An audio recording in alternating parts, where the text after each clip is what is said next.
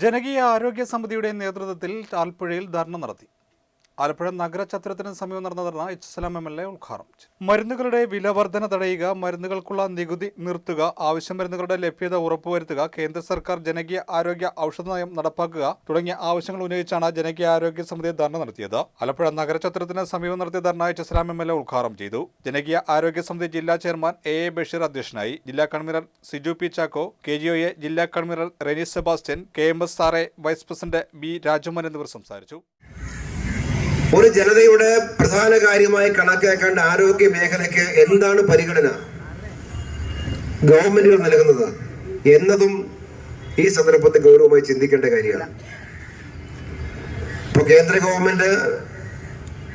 കേന്ദ്ര സർക്കാരിന്റെ ബഡ്ജറ്റിന്റെ കണക്കെടുത്താൽ ദേശീയ വരുമാനത്തിന്റെ വളരെ വളരെ ചെറിയ ശതമാനം മാത്രമാണ് ആരോഗ്യ മേഖലയ്ക്കായി മാറ്റിവെക്കപ്പെടുന്ന പണം. ഏതാണ്ട് 2% മറ്റാണ്.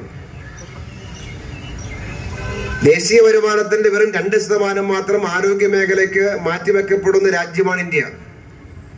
ഇപ്പൊ രാജ്യത്തെ ജനതയുടെ ആരോഗ്യകാലത്തിൽ എത്രമാത്രം ശ്രദ്ധയുള്ള ഗവൺമെന്റ് ആണ് BJP ഗവൺമെന്റ് നമുക്ക് ഈ ഒറ്റക്കാര്യം നോക്കിയാൽ കാണാൻ പറ്റും.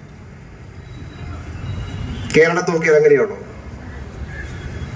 സംസ്ഥാന ബഡ്ജറ്റിന്റെ ഒരു മേജർ പോർഷൻ മാറ്റിവെക്കപ്പെടുന്നത് വിദ്യാഭ്യാസത്തിനും ആരോഗ്യത്തിനും വേണ്ടിയാണ്.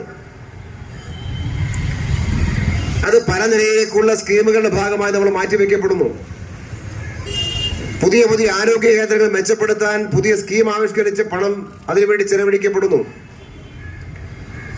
കേരളത്തിൽ ഹെൽത്ത് സിസ്റ്റം ആകെ നോക്കിയാൽ സബ് സെന്റർ മുതൽ സൂപ്പർ സ്പെഷ്യാലിറ്റി ചികിത്സാ സംവിധാനം വരെ കേരളത്തെ സർക്കാർ മേഖലയിൽ കൊടുക്കാൻ കഴിയുന്നു എന്ന ഒരു പ്രധാനപ്പെട്ട സൗകര്യം കേരളത്തിലുണ്ട്.